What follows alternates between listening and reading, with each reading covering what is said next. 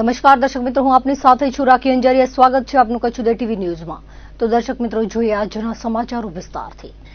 ગાંધીધામ તાલુકાના મીઠી રોહરમાં કરુણ બનાવ સામે આવ્યો હતો, જેમાં ટાયરનો લોક ઉડીને માથામાં વાગતા કિશોરનું ગંભીર ઈજાઓના કારણે મોત થયું હતું। આ બનાવને પગલે અરેરાટી ફેલાઈ ગઈ હતી। એ ડિવિઝન પોલીસમાંથી મળતી વિગતો મુજબ મીઠી રોહર સીમાં બનાવ બન્યો હતો। હતભાગી મૂળ બિહારના મુઝફ્ફરનગરનો અને હાલે સ્થાનિક રહેતો 17 વર્ષીય મોહમ્મદ શેખ અફરોઝ પગપાળા જતો હતો, ત્યારે હિન્દુસ્તાન ટાયર પંચરની દુકાનમાં પંચર બનાવવાનું કામ ચાલુમાં હતું। દરમિયાન ટાયરનો લોક છટકી જતા તે ઉડીને બાજુમાંથી પસાર થતા આ કિશોરને વાગ્યો હતો, જેથી તેને ગંભીર ઈજાઓ થવાના કારણે તાત્કાલિક સારવાર માટે ખસેડાયો હતો, જ્યાં તબીબે મૃત જાહેર કર્યો હતો। નખત્રાણામાં કોલીવાસમાં રહેતા યુવાને અગ્નિ સ્નાન કરી લેતા સારવાર દરમિયાન મોત થયું હતું। નખત્રાણા પોલીસ મથકેથી જાણવા મળતી વિગતો મુજબ હતભાગી 36 વર્ષીય રાજેશ ઈશ્વરલાલ કોહલીએ પોતાના ઘરે શરીરે ડીઝલ છાંટી દિવાસળી લગાવી અગ્નિ સ્નાન કર્યું હતું। સારવાર દરમિયાન તેનું મોત થયું હતું। હતભાગી કોઈ કામ ધંધો કરતો ન હોવાથી અને ખોટા વ્યસનો કરતો હોવાથી આર્થિક રીતે ચિંતામાં રહેતો હતો, જેથી આ પગલું ભરી લીધું હોવાનું માનવામાં આવી રહ્યું છે। નખત્રાણા પોલીસે આગળની તપાસ હાથ ધરી છે। ભુજમાં માધાપર હાઈવે પર ગણેશ કાંટા સામે ચાની લારીની બાજુમાં એસઓજી દ્વારા કાર્યવાહી કરીને 97,850ના ગાંજા સાથે સંજયનગરીના આફતાબ ઉર્ફે બાબા રમજુ મમણ અને ગીતા માર્કેટની બાજુમાં રહેતા મુસ્તાક ઉર્ફે બિટ્ટુ અબ્દુલ સુમરાની અટક કરાઈ હતી। બંનેની પૂછપરછ કરતા સામે આવ્યું હતું કે આરોપી મુસ્તાકે અન્ય આરોપી સંજોગનગરના સરફરાઝ ટાંક પાસેથી આર્થિક ફાયદો મેળવવાના ઈરાદે ગાંજાનો જથ્થો ખરીદ્યો હતો અને કમિશન પેટે વેચાણ કરવા માટે આફતાબને આપ્યો હતો। આફતાબ અને મુસ્તાક પકડાઈ ગયા હતા, જ્યારે સરફરાઝ પકડાયો નથી। સરફરાઝ અગાઉ હત્યાના ગુનામાં જેલ હવાલે હતો, જે 1.5 મહિના પહેલા જામીન પર છૂટીને બહાર આવ્યો છે અને તેણે ગાંજાનું વેચાણ ચાલુ કર્યું હતું। એસઓજીએ ડમી ગ્રાહક મોકલીને ગાંજો પકડ્યો હતો, ત્યારે આરોપી આફતાબે શર્ટની અંદર પીઠના ભાગે છુપાવેલો ગાંજો મળી આવ્યો હતો। બી ડિવિઝન પોલીસે આગળની તપાસ હાથ ધરી છે। ગાંધીધામમાં ગત 16 જુલાઈના સંકેત નિધિ આંગડિયા પેઢીના સંચાલક કેતનભાઈ કાકરેજાનું 4 ઈસમો દ્વારા રિવોલ્વર બતાવીને બળજબરીપૂર્વક કારમાં બેસાડીને અપહરણ કરવામાં આવ્યું હતું। આ ઘટનામાં એ ડિવિઝન પોલીસે એલસીબીની ટીમોએ તપાસ કરીને જે તે સમયે ટોળકીનો પર્દાફાશ કર્યો હતો, જે પૈકી ફરાર રહેલો સૂત્રધાર રાજસ્થાનનો શ્રવણ પકડાયો છે। મળતી વિગતો મુજબ આંગડિયા પેઢીના સંચાલકનો પિસ્તોલ બતાવી અપહરણ કરી રૂપિયાની માંગણી કરવામાં આવી હતી। જોકે પોલીસે પીછો કરતા આરોપીઓએ રણ માર્ગે ગાડી ભગાવી જંગી ગામ તરફ વેપારીને મૂકી ભાગી ગયા હતા। પોલીસે તપાસ કરતા જે તે સમયે મોરબીના કુખ્યાત આરોપી હિતેન્દ્રસિંહ ઉર્ફે હિતુભા ઝાલાએ બનાવને અંજામ આપ્યા હોવાનું સામે આવ્યું હતું। પોલીસે રાજસ્થાનના પવન કિશનલાલ બરૌરને પકડી ગેંગનો પર્દાફાશ કર્યો હતો। હિતુભાના કહેવાથી બનાવને અંજામ અપાયો હતો, જેમાં મુખ્ય આરોપી તરીકે શ્રવણનું નામ પણ સામે આવ્યું હતું। નાસ્તા ફરતા આરોપીઓને પકડી લેવા માટે એસપી સાગર બાગમાર દ્વારા આપવામાં આવેલી સૂચના અંતર્ગત ડીવાયએસપી મુકેશ ચૌધરીના માર્ગદર્શનમાં એ ડિવિઝન પીઆઈ એમડી ચૌધરીએ ફરાર આરોપી રાજસ્થાનના બિકાનેરના 27 વર્ષીય શ્રવણસિંહ લક્ષ્મણસિંહ સોઢાનો રાજસ્થાનના બિકાનેરની જિલ્લા જેલમાંથી કબજો મેળવી 10 દિવસના રિમાન્ડની માંગ સાથે અદાલતમાં રજૂ કરતા 8 દિવસના નાસ્તા ફરતા આરોપીઓને પકડી લેવા માટે એસપી સાગર બાગમાર દ્વારા આપવામાં આવેલી સૂચના અંતર્ગત ડીવાયએસપી મુકેશ ચૌધરીના માર્ગદર્શનમાં એ ડિવિઝન પીઆઈ એમડી ચૌધરીએ ફરાર આરોપી રાજસ્થાનના બિકાનેરના 27 વર્ષીય શ્રવણસિંહ લક્ષ્મણસિંહ સોઢાનો રાજસ્થાનના બિકાનેરની જિલ્લા જેલમાંથી કબજો મેળવી 10 દિવસના રિમાન્ડની માંગ સાથે અદાલતમાં રજૂ કરતા 8 દિવસના રિમાન્ડ મળ્યા છે। આરોપીએ ગુનાને કઈ રીતે અંજામ આપ્યો તે અંગે આરોપીને સાથે રાખી રિકન્સ્ટ્રક્શન કરવામાં આવ્યું હતું। આરોપી સામે રાજસ્થાન, મધ્યપ્રદેશ, હરિયાણા, ગુજરાતમાં અલગ અલગ 25 ગંભીર ગુનાઓ નોંધાયેલા છે।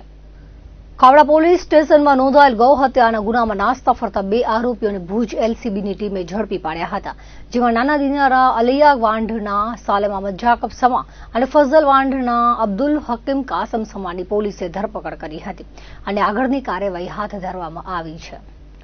માંડવી મરીન પોલીસ સ્ટેશનમાં નોંધાયેલ દારૂના ગુનામાં નાસ્તા ફરતા 2 આરોપીઓને ઝડપી લેવામાં આવ્યા હતા।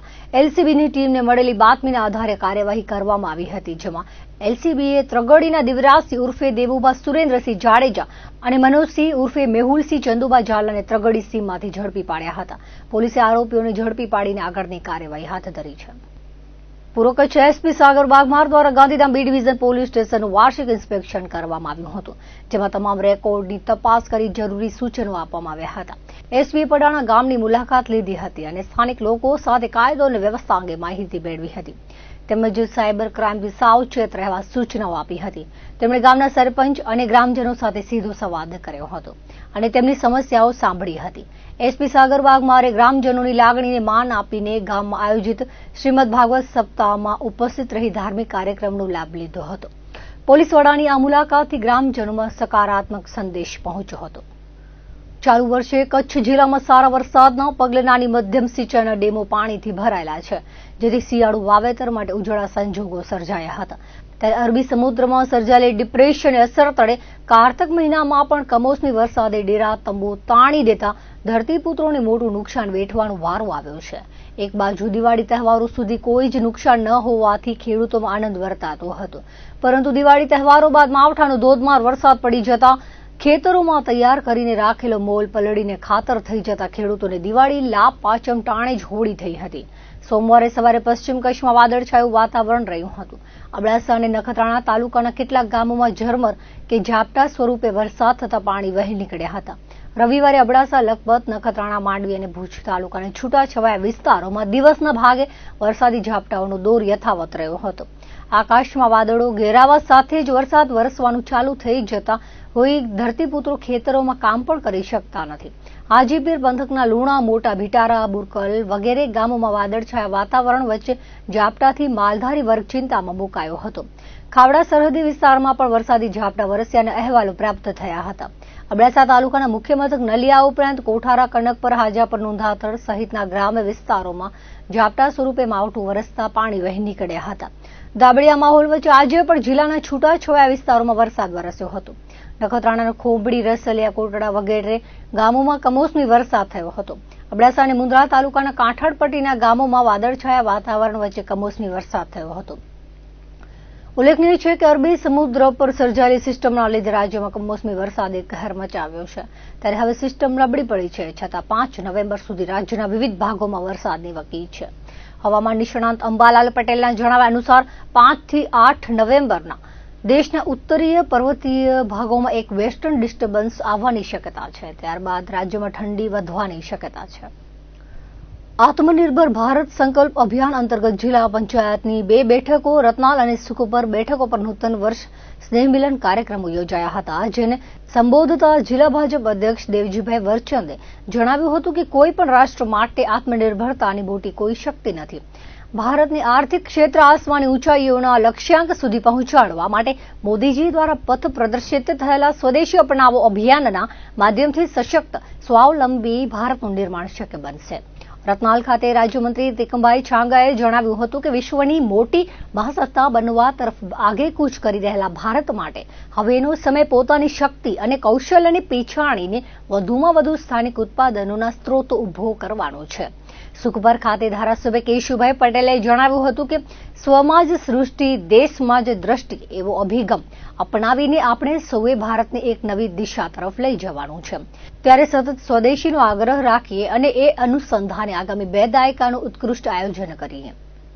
શિક્ષકોની ઘટથી પીડાતા કચ્છ જિલ્લા માટે આખરે સારા સમાચાર આવ્યા છે. ધોરણ 1 થી 5માં વિદ્યા સહાયકોની ખાસ ભરતી તેમજ જ્ઞાન સહાયકોની ભરતી બાદ હવે ધોરણ 6 થી 8 માટે સ્થળ પસંદગી કાર્યક્રમ જાહેર કરવામાં આવ્યો છે. આથી જિલ્લાની પ્રાથમિક શાળાઓમાં દ્વિતીય સત્રમાં શિક્ષણ કાર્ય પુનઃ ધમધમતું થશે તેવો આશાવાદ જાગ્યો છે. આ બાબતે ગુજરાત રાજ્ય પ્રાથમિક શિક્ષણ પસંદગી સમિતિ દ્વારા બહાર પાડવામાં આવેલ યાદી પ્રમાણે કચ્છ જિલ્લામાં વિદ્યા સહાયકની સ્પેશિયલ ભરતી માટે વર્ષ 2025ના સામાજિક વિજ્ઞાન અને ભાષાઓના ઉમેદવારો માટે અગત્યની સૂચના આપવામાં આવી છે. કચ્છ જિલ્લામાં વિદ્યા સહાયકની સ્પેશિયલ ભરતી વર્ષ 2025ના ભાષાઓ અને સામાજિક વિજ્ઞાનના ઉમેદવારો જિલ્લા પસંદગી કરેલ છે. તે ઉમેદવારો માટે જિલ્લા કક્ષાએ શાળા, સ્થળ પસંદગી અને નિમણૂક અંગેની પ્રક્રિયા રાખવામાં આવી છે, જેથી દર્શાવેલ તારીખ, સમય અને સ્થળે ઉમેદવારોએ બિનચૂક હાજર રહેવા સૂચના આપવામાં આવી છે. ભુજની સમીપે રુદ્રાણી જાગીર પાસેના નાદવડ આશ્રમ ખાતે ગુપ્ત પરગટ સમસ્ત ગટ મંડળના ઉપક્રમે મહામાર્ગી સદગુરુ બાબુભાઈ રાણપુરા નિર્દિષ્ટ નાદ ઉપાસનાનું 2 દિવસીય આયોજન કરાયું હતું. ગુરુમાં ઇન્દુબાના આશીર્વાદ સાથે ભાવ મેળામાં શ્રદ્ધાપૂર્વક સમૂહ આરાધના કરાઈ હતી. નાદ ઉપાસનાના પ્રથમ દિવસે જ્યોત પ્રાગટ્ય બાદ આરતી અને જ્યોતના વધામણાના ભજનો કમલેશભાઈ સોલંકી દ્વારા રજૂ કરવામાં આવશે. તબલા પર વિવેક વ્યાસ અને સારંગી પર ભેરુલાલ ઝવરે, સાથ આપ્યો હતો। રાત્રે જયેશભાઈ ચૌહાણ દ્વારા ભજન પ્રસ્તુત કરાયા હતા, જેમાં તબલા પર પુનસી ગઢવી અને બેન્જો પર ધીરજસિંહ અબડાએ સાથ આપ્યો હતો। નાદ ઉપાસનાના દ્વિતીય દિવસે પરોઢ સિદ્ધ કુંજી સ્ત્રોતના પાઠ અને ઓમકાર આરાધના કરવામાં આવી હતી। ત્યારબાદ હરિરસનો હોમાત્મક યજ્ઞ કરાયો હતો। કમલેશ સોલંકીએ તબલા પર યશ દવે અને ચિંતન દવે સાથ આપ્યો હતો। શાસ્ત્રીય સુગમ સંગીતના કાર્યક્રમમાં કાજલબેન છાયાએ શાસ્ત્રીય રાગ આધારિત કૃતિઓ રજૂ કરી હતી, જેમાં તબલા પર વિવેક વ્યાસ, હાર્મોનિયમ પર પંકજ ભાનુશાલીએ સાથ આપ્યો હતો।